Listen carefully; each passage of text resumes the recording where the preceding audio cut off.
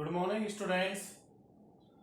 आज हम हमारा जो 9th चैप्टर चल रहा है उपसहसंयोजक यौगिक, उसमें जो टॉपिक पढ़ने वाले हैं वो है उपसहसंयोजक यौगिकों से संबंधित महत्वपूर्ण परिभाषाएं।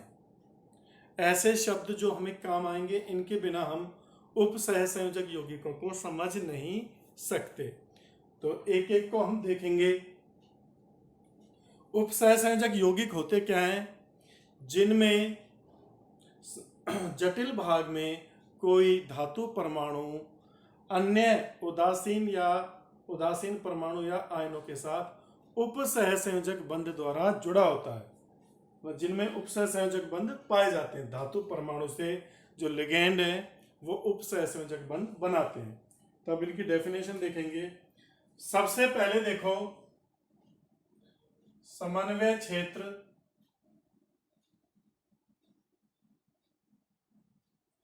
समन्वय क्षेत्र या समन्वय मंडल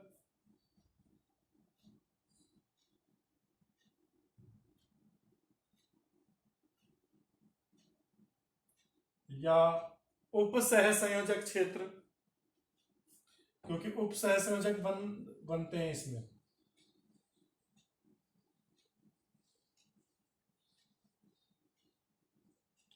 या जटिल क्षेत्र, कुछ भी बोल सकते हो। जटिल क्षेत्र, समन्वय मंडल, कॉम्प्लेक्स पार्ट या उपसहसंयोजक क्षेत्र क्या होता है? किसी उपसहसंयोजक यौगिक का वह भाग जिसमें धातु परमाणु अन्य प्रजातियों के साथ उपसहसंयोजक बंध बनाकर उपस्थित होता है।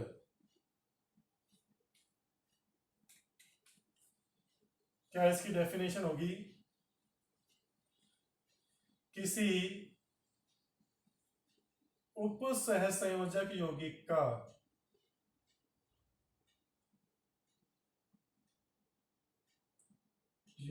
का वह भाग जिसमें किसी उपसहसंयोजक यौगिक का वह भाग जिसमें धातु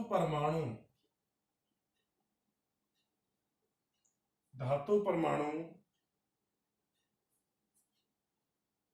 कुछ प्रजातियों के साथ स्पीसीज आयन भी हो सकते हैं। प्रजाति का मतलब कोई आयन या उदासीन अणु के साथ उपसहसंयोजक बंध बनाकर उपस्थित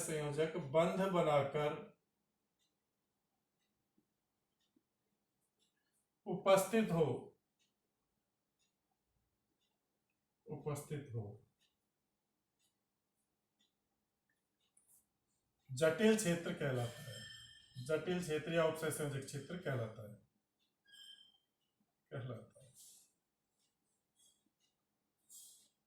ठीक है। और जटिल क्षेत्र में ही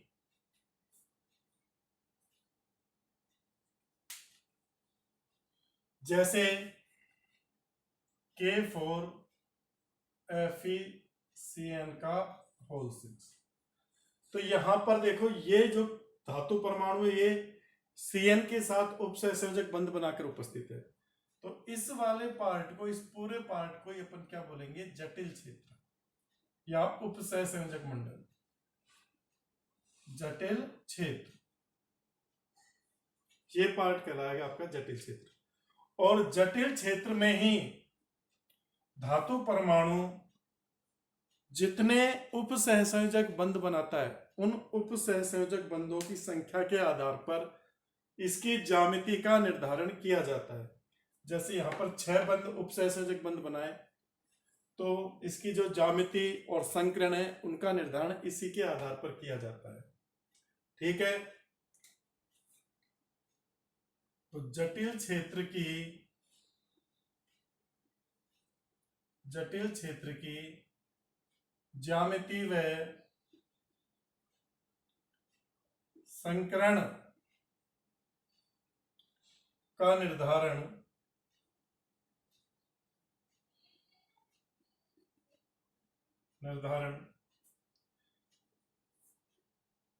धातु, ये आपका केंद्रीय धातु परमाणु कहलाता है, कल भी बताया था। अब इसकी डेफिनेशन भी देखेंगे। केंद्रीय धातु परमाणु CMA, सेंट्रल मेटल एटम।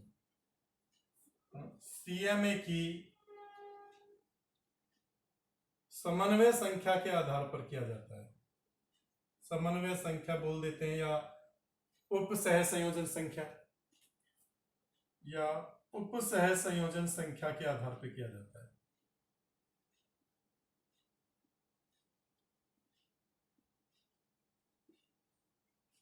के आधार पर किया जाता है।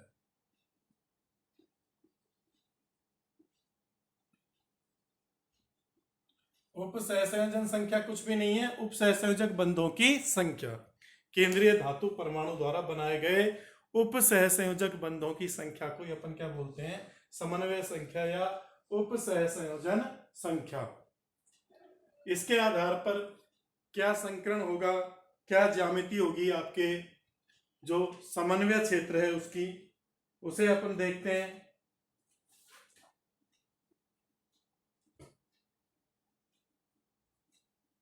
तो उसे अपन समन्वय बहुफलक भी बोलते हैं। एक बार इसका स्क्रीनशॉट ले लीजिए।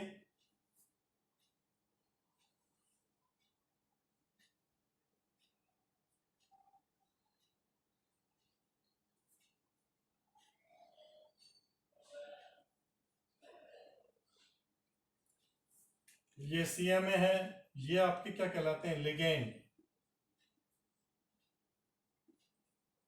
और ये आपका सरल क्षेत्र है, आयनन क्षेत्र है, ये आयनन भाग है।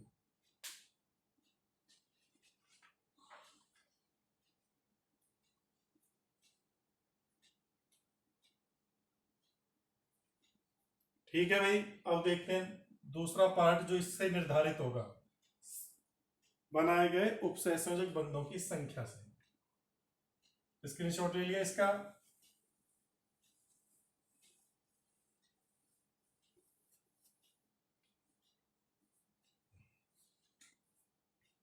समन्वय बहुफलक,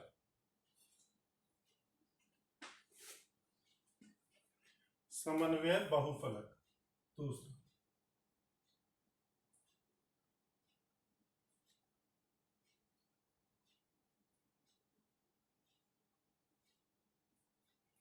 समन्वय बहुफलक ये क्या होता है? केंद्रीय परमाणु या आयन से, केंद्रीय धातु परमाणु, धातु परमाणु या आयन से सीधे जुड़े, सीधे जुड़े लिगेंड, सीधे जुड़े लिगेंड की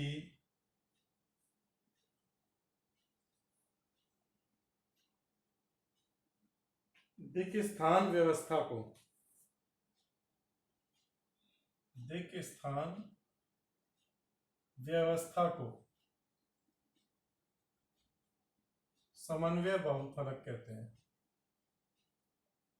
समन्वय बहुफलक कहते हैं।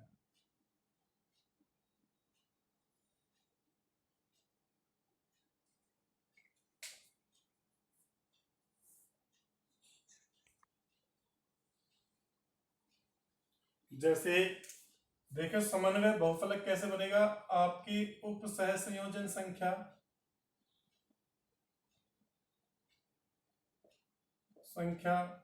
उप सहसंयोजन संख्या के आधार पर आपका संकरण निर्धारित होगा। क्या निर्धारित होगा? संकरण।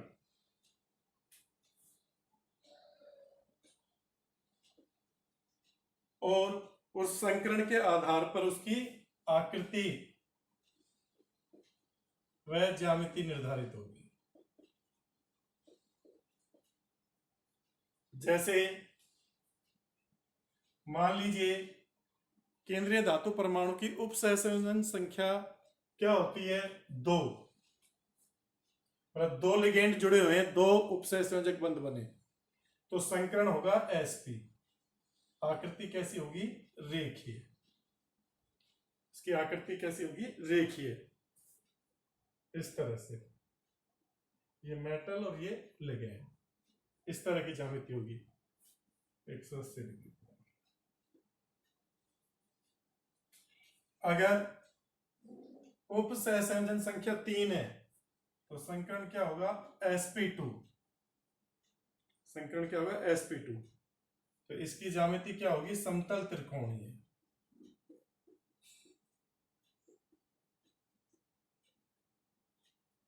और ये इस तरह से रहेगी कुछ।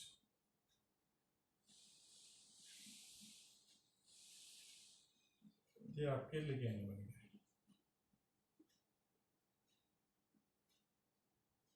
ये समतल त्रिकोण। और अगर आपके 4 उपसहसंयोजन संख्या, मतलब उपसहसंयोजक बंध केंद्रीय धातु से जो उपसहसंयोजक बंध बने वो 4 बने, तो आपके 2 पॉसिबिलिटी है। या तो आपका sp3 संकरण हो सकता है या आपका dsp2 संकरण हो सकता है। अब कब sp3 होगा, कब dsp2 होगा, ये चीज मैं आपको बाद में बताऊंगा जब ये अपनी शब्दावली हो जाएगी। उसके बाद इनका नामकरण पढ़ेंगे, नामकरण के बाद समावयवता, और समावयवता के बाद इन यौगिकों के निर्माण के बारे में पढ़ेंगे वीबीटी और सीएफटी के आधार पर। तो उस समय बताया जाएगा आपको कि sp3 संकरण और dsp2 संकरण है चीज वही। देखो इसमें भी 4 संकृत कक्षक है, इसमें भी 4 संकृत कक्षक है। तो sp3 संकरण है तो चतुष्फलकीय ज्यामिति होगी, चतुष्फलकीय। और dsp2 संकरण है तो आपकी जो ज्यामिति होगी वो समतल वर्गाकार होगी, समतल वर्गाकार। ये आपको नोट करना है, अच्छे से याद रखना है इसको।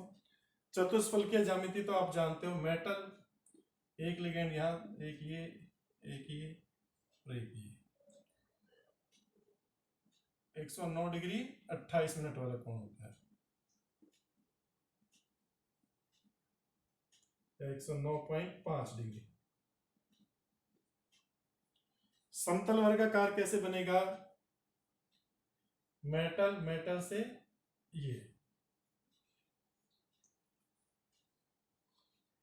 तो ये आपका क्या हो जाएगा? समतल वर्गाकार। तो ये वाली ज्यामिति तो चतुष्फलकीय, ये वाली ज्यामिति समतल वर्गाकार, तो ये हो सकती है। ध्यान से आपको देखना है।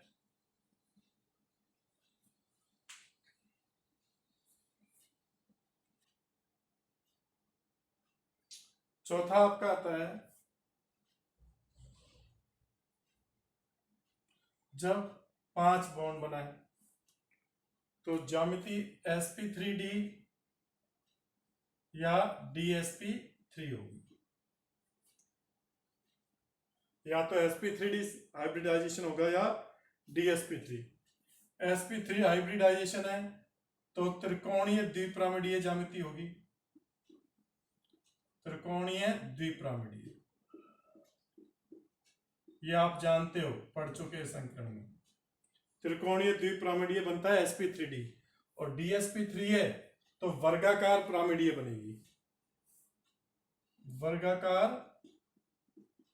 पिरामिडीय।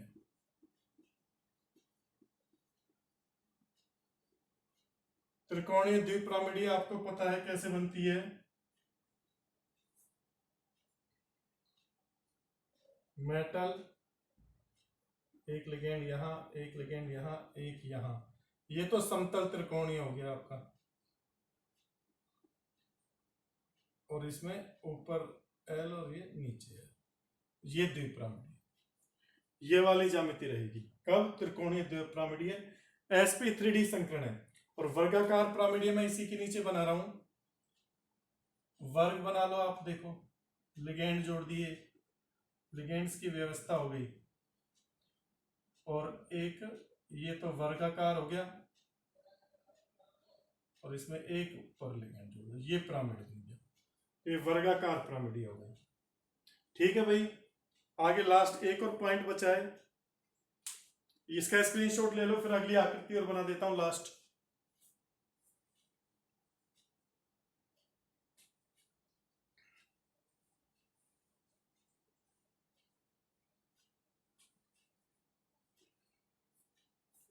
यहां पर एम से तो सेंट्रल मेटल आयन को दर्शाया है, केंद्रीय धातु परमाणु, और एल क्या है, लिगेंड है, जो उससे उपसहसंयोजक बंध बना रहे।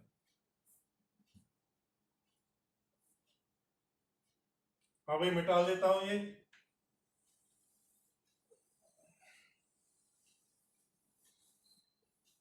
लास्ट पांचवा पॉइंट और बचा है आपका,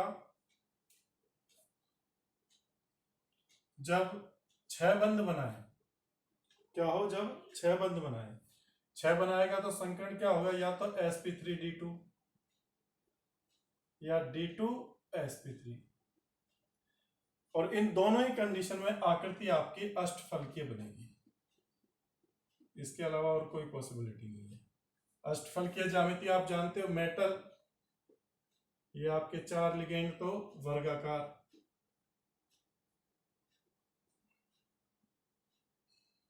और ये एक लिगेंड ऊपर और एक लिगेंड नीचे, वर्गाकार द्विपिरामिडीय हो गई या अष्टफलकीय। ठीक है भाई, अब आपके लिए देखो, ये पूरी टेबल बनवा दी मैंने, लेकिन इसमें से बस अपन दो, हमारे 12th क्लास में केवल 2 ही आकृतियां रहती हैं, 2 तरह की पॉसिबिलिटी हैं, एक तो उपसहसंयोजन संख्या 4 और एक उपसहसंयोजन संख्या 6। एक तो आपकी 4 वाली जिसमें ज्यामिति sp3 या dsp2 थी, या तो ये रहेगी sp3 है तो चतुष्फलकीय वाली, तो ये 2 ही आपको ध्यान में रखनी है माइंड में, ठीक है ना। अपने कोर्स में केवल अष्टफलकीय और चतुष्फलकीय वाली है, समन्वय संख्या 6 और 4 के यौगिकों का अध्ययन करेंगे अपने सिलेबस में, तो इन्हीं को देखना है, इन्हीं का ध्यान रखना है। बाकी मैंने सारी बता दी है आपको, और भी जो एक्स्ट्रा थी, इसका स्क्रीनशॉट ले लीजिए, इस वाली को लिख लेना। अब देखते हैं आगे।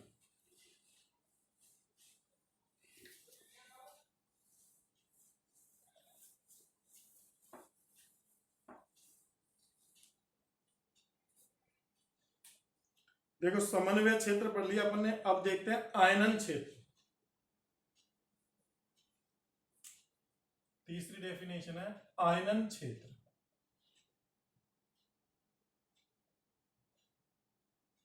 आयनन क्षेत्र क्या होता है, समन्वय क्षेत्र या जटिल क्षेत्र के, समन्वय क्षेत्र या जटिल क्षेत्र के अतिरिक्त बचा हुआ वह भाग जो जल में पूर्ण रूप से आयनित हो जाता है, पूर्ण रूप से आयनित हो जाता है,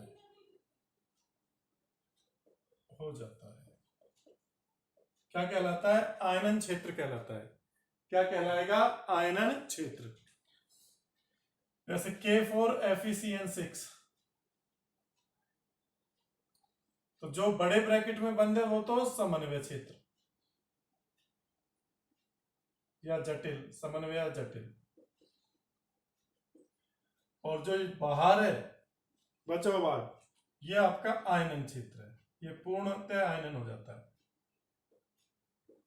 जब इसको जल में घोलोगे आप, तो आपको 4K+ आयन, तो देखो पोटेशियम आयन पूर्णतः आयनित हो गया, ये तो आयनन क्षेत्र हो गया, ये आपका जटिल क्षेत्र हो गया, FeCN6-4। यहां पर जो ये लिगेंड के नीचे संख्या लिखी रहती है, ये इसकी समन्वय संख्या है, ये इसकी क्या है, Fe की समन्वय संख्या 6, अष्टफलकीय है ये। ये पता लग गया आपको। इसके बाद देखो केंद्रीय धातु परमाणु।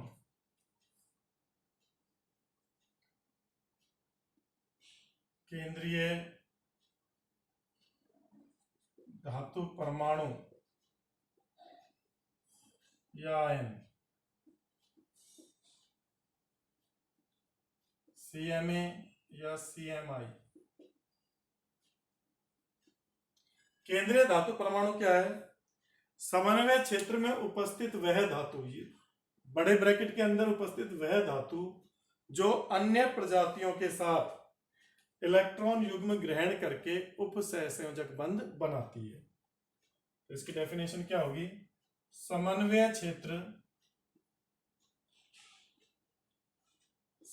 क्षेत्र में उपस्थित वह धातु या धातु आयन जो अन्य प्रजातियों के साथ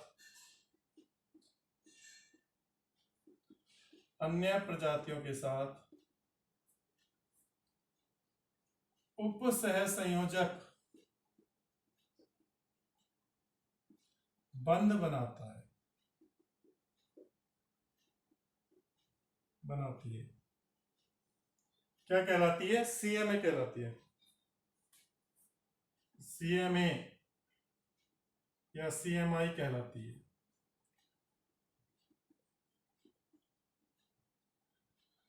सेंट्रल मेटल एटम या सेंट्रल मेटल आयन। और सामान्यतः सीएमए की तरह जो व्यवहार करती है वो डी ब्लॉक की धातुएं करती है। अपने डी ब्लॉक में भी पढ़ा था कि जटिल यौगिक या उपसहसंयोजक यौगिक बनाने की क्षमता रखती है। सामान्यतः डी ब्लॉक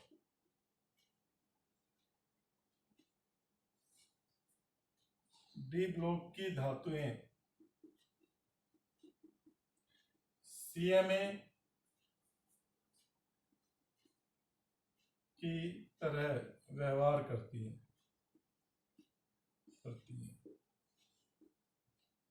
क्योंकि इनके पास क्या होते हैं? रिक्त डी कक्षक होते हैं। रिक्त डी कक्षक, क्योंकि इनके पास क्या होते हैं? रिक्त डी कक्षक होते हैं जिनमें ये लिगेंडों द्वारा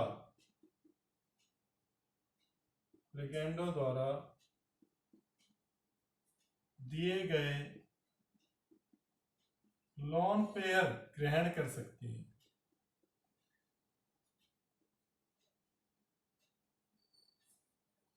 अतः ये किसकी तरह बिहेव करेंगी? लुईस अम्ल की तरह। अतः ये लुईस अम्ल की भांति व्यवहार करती हैं।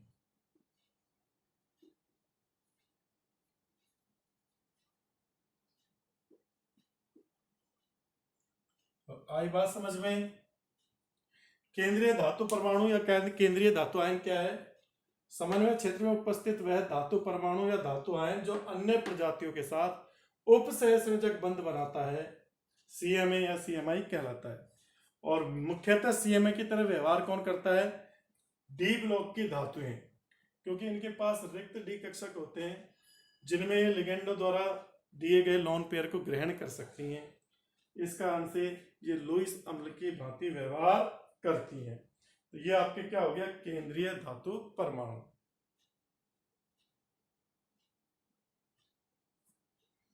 अब देखते हैं लिगेंड।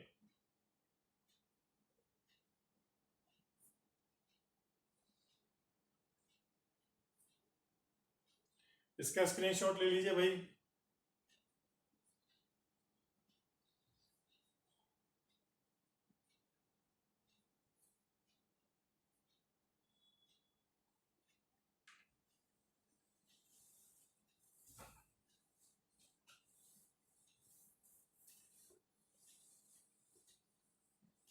लिगेंडों के प्रकार। या लिगेंड, पहले लिगेंड पढ़ेंगे। लिगेंड क्या होते हैं? चौथा आपका लिगेंड।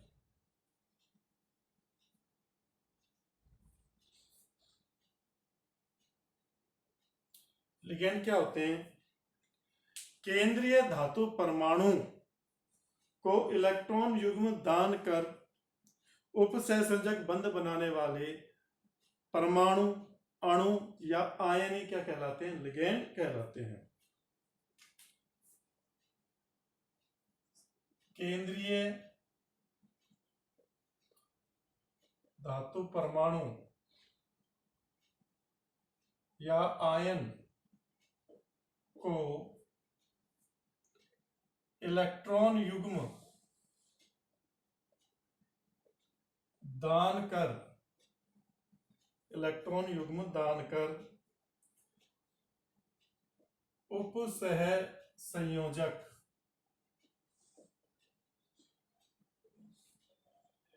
बंध बनाने वाले परमाणु, अणु या आयन, ये आवेशित भी हो सकते हैं और उदासीन भी हो सकते हैं, आयन ही लिगेंड कहलाते हैं। लिगेंड कहलाते हैं भाई। ऐसे परमाणु जो लोन पेयर रखते हैं वो भी लिगेंड की तरह बिहेव कर सकते हैं। लिगेंड की तरह बिहेव कौन कौन करेंगे? जिनके पास लोन पेयर हो या जो ऋणावेशित हो, ठीक है ना। जो भी अणु, परमाणु या आयन जिनके पास लोन पेयर है या जो ऋणावेशित हैं, वो किसकी तरह बिहेव करेंगे? लिगेंड की तरह बिहेव करेंगे। और ये इलेक्ट्रॉन युग्म का दान करते हैं, इलेक्ट्रॉन युग्म दान करते हैं, इसलिए ये लुईस छार की तरह बिहेव करते हैं, लुईस छार की तरह बिहेव, ठीक है ना। तो लिगेंड क्या हो गए? केंद्रीय धातु परमाणु को इलेक्ट्रॉन युग्म दान कर उपसहसंयोजक बंध बनाने वाले परमाणु, अणु या आयन, वो आपके क्या कहलाते हैं? लिगेंड कहलाते हैं। जैसे K4FeCN6, तो यहाँ पे Cn है जो Cn माइनस, ये आयरन के साथ उपसहसंयोजक बंध बना रहा है, तो ये सारे, ये क्या है? लिगेंड है। Cn क्या है? लिगेंड। और ये जो 6 संख्या लिखी है, ये क्या है? इसकी उपसहसंयोजन संख्या या उपसहसंयोजक बंधों की संख्या, ठीक है। ये आपका CMA हो गया, ये आपका क्या हो गया? आयनन क्षेत्र, ये आपका पूरा जटिल क्षेत्र हो गया। तो अब तक जो पढ़ा है उसके अकॉर्डिंग है। अब देखते हैं लिगेंडों के प्रकार। लिगेंडों को कितने भागों में बांटा जा सकता है?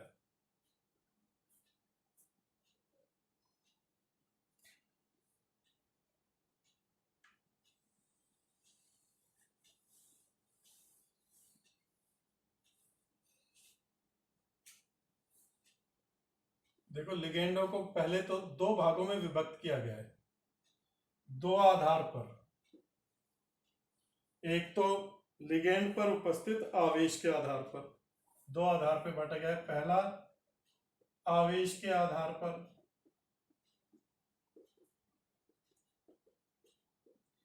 और दूसरा है जो वो बांटा गया है इनके द्वारा जो लोन पेयर दिए जाते हैं दंतुकता के आधार पर, दंतुकता के आधार पर, के आधार पर।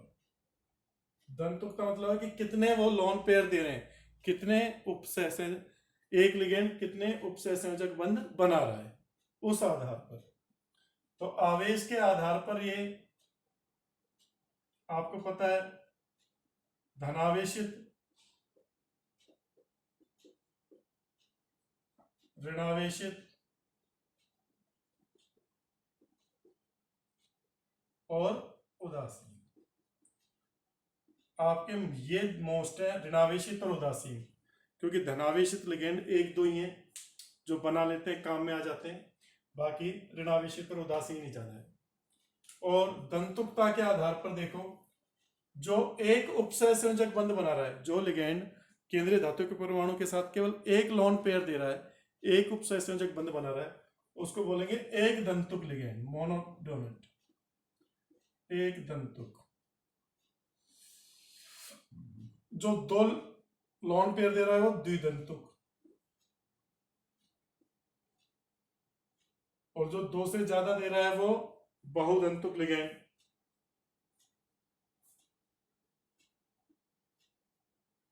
बहुदंतुक, बहुदंतुक में आपके त्रिदंतुक, चतुर्दंतुक,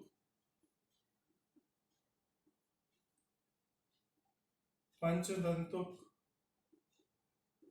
और षटदंतुक आ जाते हैं।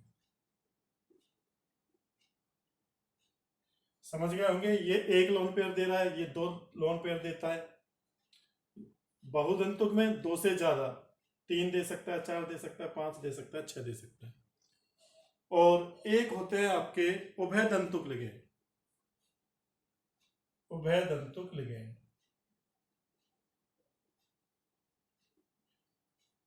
एम्फीडेंट, जिनमें दो परमाणु है जो लोन पेयर दे सकते हैं, एक टाइम पर एक ही परमाणु देता है। इन सब के बारे में कल हम डिटेल से पढ़ेंगे। इन सब के मैं एग्जाम्पल लिखाऊंगा, उनके नाम लिखाऊंगा, उन पर क्या आवेश होता है, कौन सा उदासीन है, कौन सा ऋणावेशित है, कौन सा एक दंतुक है, कौन सा द्विदंतुक है। सब बहुत इंपॉर्टेंट पार्ट है उपसहसंयोजक यौगिकों को समझने के लिए। इनके एग्जाम्पल आपको ध्यान में रखने और उनके नाम ध्यान रखने, वो ही काम में आएंगे। आज के लिए इतना काफी है, कल मिलते हैं फिर।